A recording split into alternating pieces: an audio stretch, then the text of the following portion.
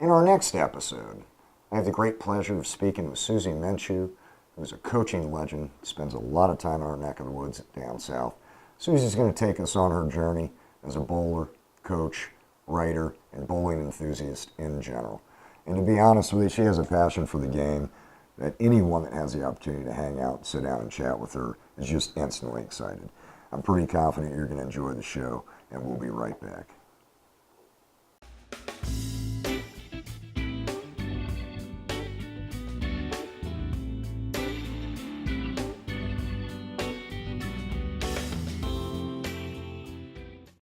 Ladies and gentlemen, welcome to the Kegel Show. My name is Don Agent, and I'll be your host for today's episode, and it is with great pleasure, sitting to my left, that I get to introduce Mrs. Susie Minshew. Pleasure to see you, and thank you so much for coming down on short notice, Susie. Thank you. I'm very, very pleased to be here. I'll tell you, I'm going to start off letting our audience know just a few of your accomplishments. I picked out what I thought were kind of some 5 big ones, but you've got quite the list. USBC gold level coach, huge honor in itself. Master silver level instructor, regional PWBA champion, past president of IPSIA, as well as a bowling writer on a multitude of levels.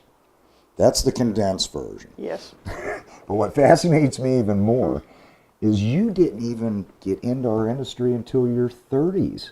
That's right. Can you kind of tell the audience how'd that start? Well, I was just working away, and somebody called me, which is a great lesson for all of us. Sometimes if you just ask, you get some really interesting answers.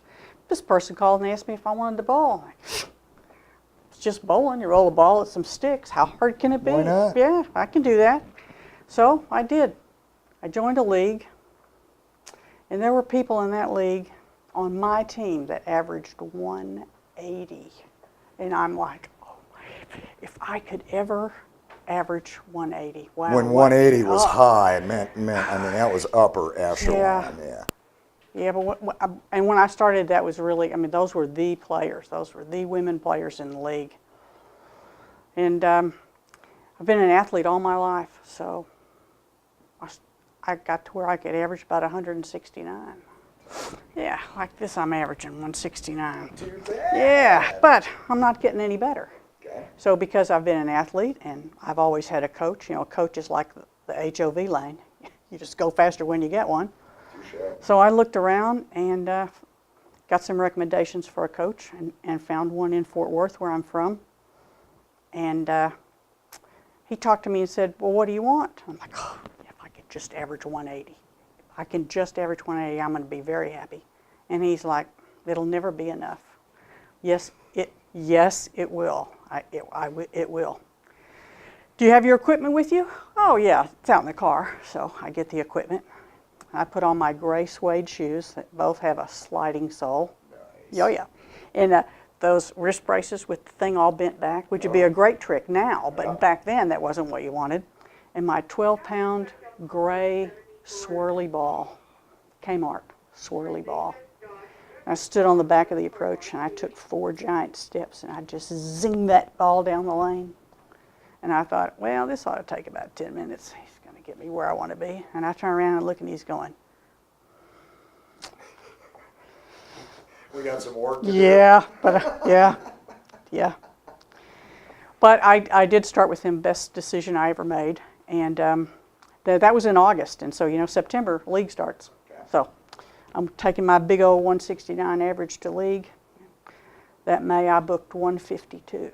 Went the other direction. Absolutely. And then it was mid-70s. He told me it'd take 5 years. And I thought, not going to take me 5 years. And it was in the high, the high 170s, low 180s the next year. The third year, and then 190s in the fourth year. And by the 5th year, I was at a scratch bowler. And it took the whole 5 years, and it was worth every moment of it. That's a true sign. Oh, it's just huge. I miss bowling. I can't due to some injuries with my wrists, but I have to do something. Yes. So I started playing a little golf. And the same thing, I'm like, I got to get better at this. I can't just go out and not play. Just not enough, right. Well, obviously, you got into the bowling aspect side of it, but what got you hooked on coaching? Was it your first coach? Well, I have a degree in teaching. My degree's in speech pathology. So the teacher part I got. And the being an athlete, having a coach to get you better part I got. And Mr. Harris took me to the National Bowling Council's coaching class when they started touring around the country. In fact, the person who taught that class was Vesma Grinfelds. Okay. Yeah, so that was in, I think, '89. And then USA Bowling started their coaching program in '91. And so I went to the first open class they had in March of '92 in Hartford, Connecticut. I thought, you know, this is what I want to do. Nice. I like it, I'm good at it, and I'm a good teacher, so I'm going to go learn it. And it's just, well, that was 3 days with Fred Borden. All I knew at the end of it was all I didn't know. It was amazing. Yeah, he is I don't need to obviously tell you. I mean, I was just at his place about 3 weeks ago. We did a sales meeting up there, and I got to chat with him for a little bit. But not only does he still look fantastic, I mean, he's just in great shape, but that mind is Still sharp. It's right in tune, without a doubt. You know, speaking of that, getting with Team USA, I mean, you've had the pleasure of traveling for bowling as well. You know, where are some of the places you've been and a couple of those experiences that stand out for you? Well, I got to coach the Republic of Panama in 1995 at the World Championships. You know, that was the first event ever at the bowling stadium. Oh yeah, So Reno, yeah. So it was a double whammy bonus to get to coach a foreign team and to be at the opening of the stadium. And I can remember a couple of things about that. One is the interior designers, like, maybe didn't quite ask the right questions about how they should set things up in there, because they put carpeting in the bowlers area, and so every team was walking around on their heels. They all looked like they needed a handicap sticker on their car. Absolutely, yeah. And the other was the opening video from President Clinton, and at the end of it he said, "Happy bowling." Just like, you know, his speechwriter didn't catch that, couldn't tweak that a little bit. Didn't do much in terms of the research. Bowling. Happy bowling, right? Okay. At least in the front desk, That's we right. say good luck and good bowling. That's You know, I mean, that type of thing. Yep.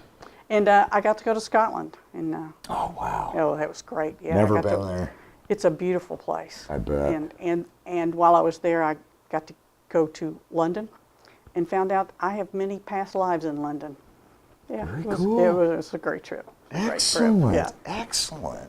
You know, you've done a lot of things within our sport, obviously, but why don't you tell us a little bit about your coaching clinics, your style, and kind of what you're doing full time, you know, for the most part? Yes, I quit my other job in 1994, so I've been doing this full time since then. And for a long time, I was the only woman doing it. Not so anymore. Thank goodness other women are doing that. Absolutely. Make a living doing it, like Lucy Sandelin right here in Florida. I would have to say that if I had to describe my style, it would be holistic. So Okay. It's a whole bowler experience. You know, bowling is just this little microcosm of life. Sure. You know, if you're a jerk out there, then you're a jerk in here. Good point. So if I, as a coach, get to help you or change you in the building, then maybe you go outside and you don't cut somebody off in traffic. Excellent. You know, sometimes your best shots stick a 9-pin. And you know what? The ball comes out of that little hole and you get another chance. Wouldn't it be great if all of life did that for you? Good point. Bowling is What a philosopher. bowling is just the best. I love it. Thank you. I think bowling lessons are generally about self-esteem. You know, if somebody comes to me and they say, you know, I want to learn to make the 10-pin, that's not really what they want. What they really want is, what they really don't like is how they feel when they don't make it. That's why they want to make it. It isn't about the scoring. It's about self-esteem. Good point. So, I'm tired of missing these all the That's time. right. You know, what am I doing wrong? and see, there's a word I won't let you use. Wrong is not a word in your vocabulary. Excellent. It wasn't time for you to do what you did. Good point. Yeah. Now that's a true philosopher, without a doubt. All right, you got any clinics coming up on the road throughout this year? I do. Actually, I'm going to be doing a bronze the week before Junior Gold. Oh wow. In Forum Bowl in Grand Prairie. Okay. You know, home of the Quaker State. Oh, those were the days. I'll be doing a bronze there with Jordan Vanover from Brunswick. Jordan and I get to work together. Great guy. He is a great guy. Really great guy. You know, he probably would be not happy with me telling this story, but Let him have it. well, I first met him when he came to me for lessons. Okay. So I've known him a long time, and I'm very proud of all the things that he's done. So I'm going to get to team teach with him and at Brian's, and I'm one of and so is Jordan actually, one of only 7 Bowl U skill development coaches in the world. Oh, wow. So we're doing another Bowl U skill development camp in Michigan at the end of August. Excellent. So, yeah, just very excited to get back and do some of that. You want to plug where the audience go, like for a website or to get these Yeah, dates I'd love when they to. pop out? I'd love to. You can visit me at strikeability.com, and don't forget the E in strike. Otherwise, it's Strickability. I'm like, how could you think? Was that one of the names of one of your books? No, my books, the book on coaching is called Bowling Whisperer, and the one on lane play is called Whoever Finds It First Wins. Nice. So I love that title. yeah, yeah. I That's the most love it. popular one because it was the most often asked questions. How do I get to read lanes? Well, you really don't. So let's start there. As they transition, you yeah. kind of figure it out. And my third book actually will be in my driveway tomorrow. It's called The Chamber of Bowling Secrets. Look out for all 3 of those, and also thank you for my dear friend and ours. You assisted Lenny Nicholson. I did. I got to help quite Lenny with that. heavily Right. on his book, and if y'all haven't got that one yet, please go out and grab one. I got a last question for you. If you had, or you could pick an upcoming male and female youth being could be up to college, to keep our eyes open for, who would you grab? Well, I would certainly keep my eye on a young lady named Ashton Yochez. Ashton Yocha. Yes, she is from All-Star Lanes in Baton Rouge, Louisiana. And she's young. She's like 13. So, Okay. yeah. And there is a young man in Lafayette, Louisiana, named Jake Conley. And I'd certainly, those would be the 2 people I would suggest you guys watch. Shout out to Louisiana. Yeah. Always had a lot of fun there. There's a great bowling community It is. there as They well. have a very wonderful bowling culture. Oh yeah, they do. I mean, I had friends, Mark Pater there, and a lot of people from right. the Nalco centers, and yeah, it's just always a wonderful experience. I'm getting to go there next week. Well, next week is the World Bowling Coaching Conference. And the next week, I'm going to Baton Rouge for 10 days to teach. You're booked up, and Yeah, it's great. Once again, I can't thank you for coming out, Susie. I Thank you greatly for having me, appreciate Don. it. It's wonderful, and make sure you get on our website and check out when these clinics are coming out throughout the year. Ladies and gentlemen, that's a wrap.